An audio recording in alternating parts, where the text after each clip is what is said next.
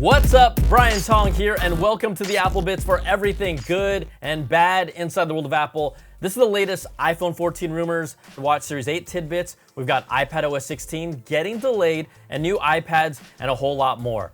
Now, you know, we haven't done an iPhone 14 update in a while because we just already know so much, but there's also some good stuff to talk about now because Apple recently released the latest beta of iOS 16 for developers, and 9to5Mac discovered the latest beta adds a new sleep state to the default wallpaper in iOS. Now, it's a darker and more tinted version that would work better for an always-on display mode. That's been a long-rumored feature, and you can check out this demo video from 9to5Mac. This isn't the actual official feature in action, but a concept. And the thinking is that Apple will replicate the behavior with the always-on display of the Apple Watch with the new iPhone 14 Pro.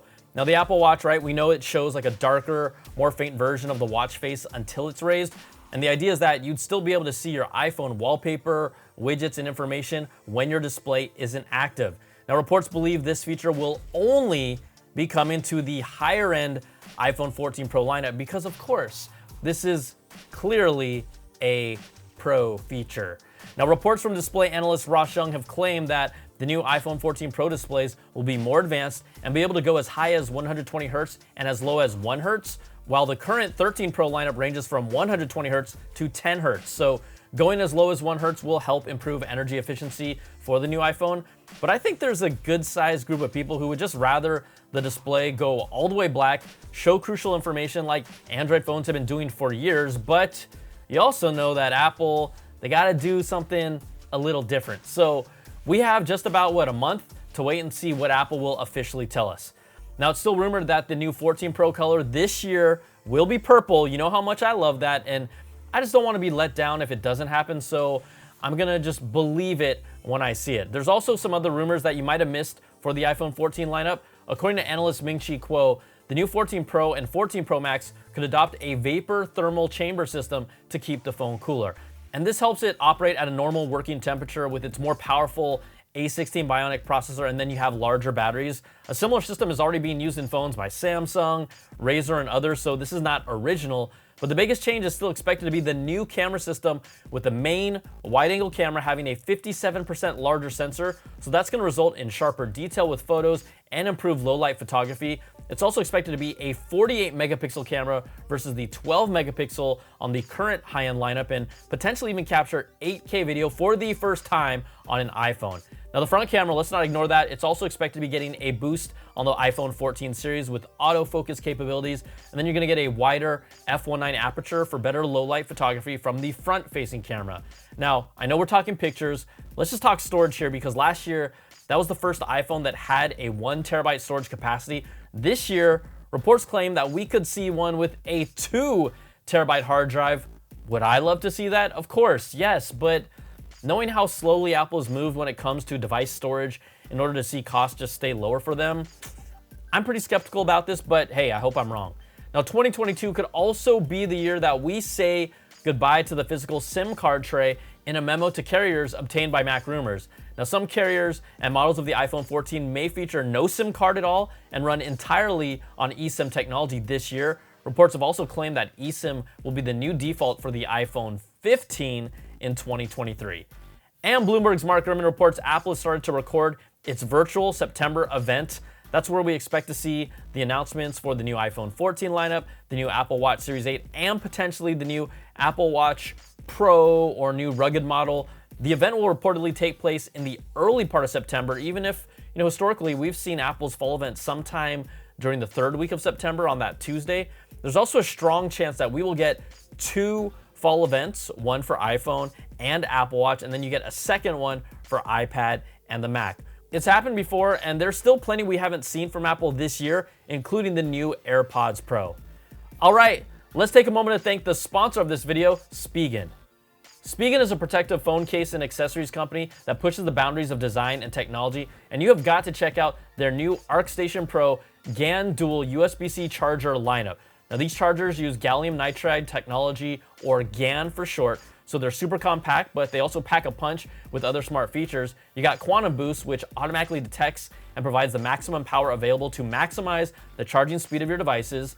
Intelligent Power Diffusion collects all the power into one port when only one port is connected.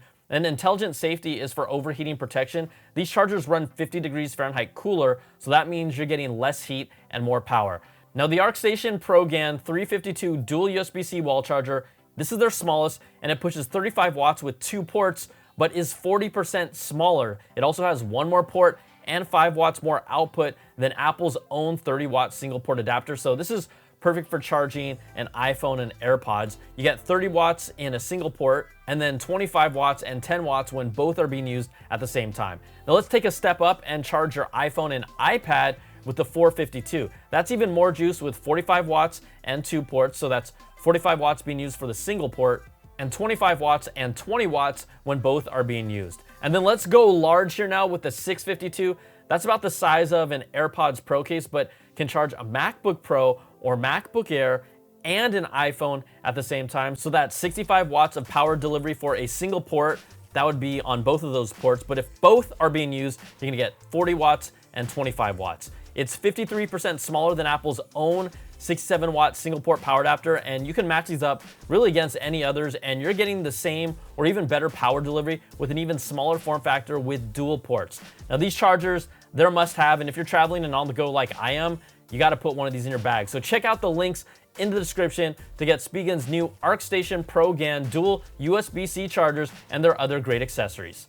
Okay, let's get back to the stories here, and I had talked about in an earlier video how the Apple Watch might be the most intriguing product this fall. You know, you got all this buzz around this higher end Apple Watch Pro that's expected to be more rugged and used for more active users. Well, the latest report claims that you won't see any design changes going from the 41 and 45 millimeter Apple Watch Series 7 to Series 8. And titanium will not be an option for the standard Series 8 watches like it was for the Series 7. Now, Mark Gurman previously has reported that the new higher-end Apple Watch will have a titanium casing with a slightly larger display and a new design, but it will not be that flat edge rounded corner design that we've seen from earlier leaks. There are also no new sensors potentially coming to the standard Series 8 watches as well, but rumors have said that a body temperature sensor is still a possibility for the high-end model.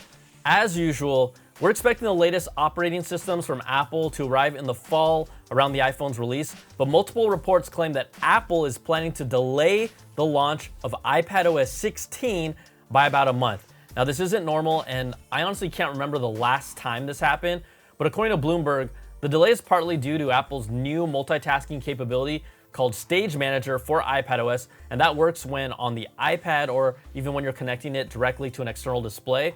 A new staggered schedule is expected to feature iOS and watchOS together in September, and then iPadOS coming alongside the launch of new iPad hardware with the new M2 chip and a new entry-level iPad sometime in October. Now, alongside a macOS Ventura, you'll also see them, which also does have the new Stage Manager feature as well. Now, I did mention a new entry-level iPad earlier, and newly leaked renders from My Smart Price reveal what is believed to look like the new iPad. Now, it brings a similar design to the iPad Mini with flat edges and rounded corners and a camera bump, so this kind of modernizes the entire lineup. This new entry-level 10th generation iPad is expected to have a larger display, a USB-C port for the first time, an A14 Bionic chip, and 5G support while keeping its Touch ID home button. But the one thing missing here in these renders is that it appears the entry-level iPad will no longer have a headphone jack. And you can debate it all you want, but the iPad still does have more than enough room to accommodate a headphone jack, and I still think it should. Now, we have a new rumor that claims the next-gen 12.9-inch and 11-inch iPad Pros will feature a new 4-pin smart connector. That's an update to the current 3-pin connector on it, and the additional one could potentially make it easier to power accessories through the smart connector, according to Mako Takara. Now, the new iPad Pros are expected to feature M2 chips and MagSafe charging capabilities. Also, the new Apple Studio display, this is getting a new firmware update to fix audio issues after complaints from multiple users. Audio would sometimes be intermittent or completely distorted, which would require a reboot of the display, something that you never had to worry about because, right, this Studio display has a lot more going on with its 6-speaker system. It's got a webcam inside. This update is available now, and this is also the same display that also had those webcam quality issues out of the gates, and then a software update was released to address that with mixed results for some users. And guess what? A desktop needs a display, and Apple packed a lot into display. But you know another desktop that's coming? Potentially a new Mac Mini with an M2 and M2 Pro chips are still in the works, according to Mark Gurman. Now, their existence and development was first reported by 9to5Mac. Originally, Apple had been working on an M1 Pro version of the Mac Mini for release at the end of last year, but then Apple held out, they pivoted, and decided to wait for the M2. Reports say do not expect any major redesign for the product, and there are no plans to put anything more powerful than the M2 Pro into the new Mac Mini. And you've probably already heard about Apple's plans to resurrect the original HomePod for a release in early 2023. Gurman reports Apple is considering releasing a new HomePod Mini alongside the new HomePod with a plan to make a bigger push into the smart devices market. Now, there are no details given, but don't expect something major or significant design-wise for the Mini. Apple's still reportedly working on some sort of a HomePod product that combines a speaker with an Apple TV functions and a FaceTime camera. That may not be this new one in early 2023, but hey, honestly, just make a big Google Nest Hub of your own Apple. Like, it's okay to copy. Everyone does. All right, everybody, that's gonna do it for this video. If you like what you see, give me that thumbs up, subs up, and hit that notification bell, ding, to get all my latest videos when they drop. And if you want more of that Apple goodness, you can check out my weekly AppleBits XL audio podcast to get the latest deep dive with all these stories and new ones every week with special guests. Thanks again for watching, take care, and I'll see you on the next video. Peace and love.